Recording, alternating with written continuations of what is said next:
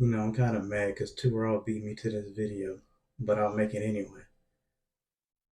So, this is not a LeBron hate video, as he said in his video, but more of like a spotlight on part of the propaganda of LeBron James. When you listen to a whole lot of the media, ESPN, Fox Sports, and some of the analysts on these NBA TV shows and podcasts, even like the independent podcasts, they all use the same argument when it comes to LeBron James. That 2016 finals, it was the best comeback. It was the best finals. It was the crowning achievement in his career. That's what put him in the GOAT conversation. And my argument that it is, it's one of, if not the most overrated finals victory I've seen. And the propaganda behind it is crazy. For one, that 2016 Golden State Warriors team is one of the most, as a Golden State Warriors fan, it's one of the most overrated teams ever. They were a good regular season team. I give them that. They were a great regular season team. And Steph had one of the greatest regular seasons. But when it comes to the playoffs, they were kind of like one of the biggest letdowns, starting from like the second round. First round, they got through Houston as the 8th seed, kind of easy because James Harden really wasn't playing with anybody else. Second, they were playing Portland and Steph really didn't play till I think game 3. That's when he had to no, yeah, it was game 3, the I'm back game, I think, or game 4. He had the I'm back game. And then they almost get beat by OKC going down 3-1. And if it wasn't for like the street ball level of basketball that team played, they would have beat Golden State in the Western Conference Finals. Then they get past that team. The first 3 games, or the first really 4 games of the finals in 2016, the Cleveland Cavaliers really didn't show up aside from game 4. First 3 games, it was kind of like they barely cracked 90 points. Game 4, they finally had a good game. Then game 5, the Warriors smacked them around again. Then that's where everything happens. Draymond gets suspended in game 5. The only time ever a player gets suspended in the NBA Finals, it goes in LeBron's favor, and it goes against that Warriors team. He was playing the best basketball on that team. He was playing better than Steph. And Steph wasn't having a good series from jump. From game 1 up until game 6. Steph's best game was in game 6.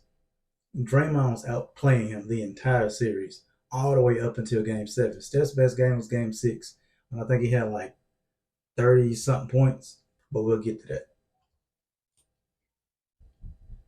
Game 5, Draymond takes that suspension, and then they lose Bogut in like the first 7 minutes of the game. Bogut goes down with that terrible knee injury. I think he like hyperextended his knee or something like that. So from that point on, LeBron and Kyrie goes crazy the rest of the series. And then you have Harrison Barnes starting from like game 4. Couldn't hit an open jump shot. The dude shot the worst of a starting player in the NBA Finals from game 4 onward. Game 6, you have Steph.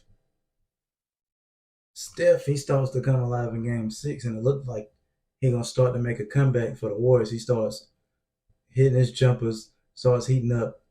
And then they start with these bogus foul calls, and he fouls out with like 7 minutes left in the game and throws his mouthpiece.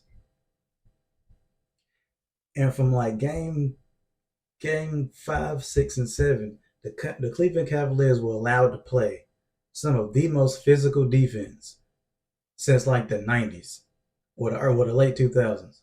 Like they were allowed to push them, pull them, grab them off screens, and nothing was called.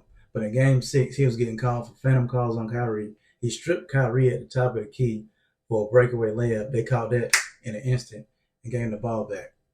Game 7, that's on Steph. Game 7 is on Steph. He just choked that away.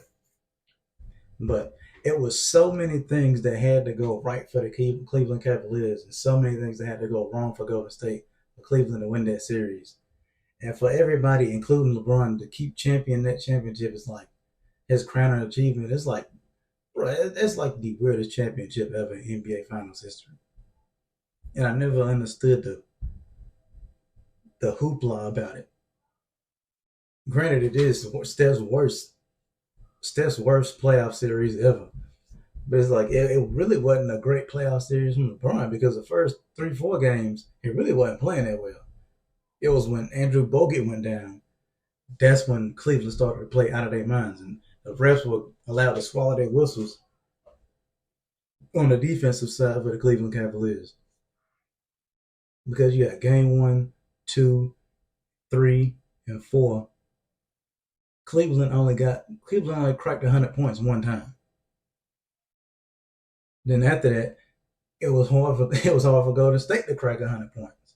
Like, but it was obvious the the league was trying to get LeBron that ring, and they did not want to see Cleveland go lose like that in the finals because it was going to look pretty bad for LeBron because the whole narrative going up until that year was, oh, Kyrie and Kevin Love were hurt, but they were getting smoked the first 3 games of the finals, and you don't have that kind of turnaround in the finals unless something crazy happens. But maybe it's just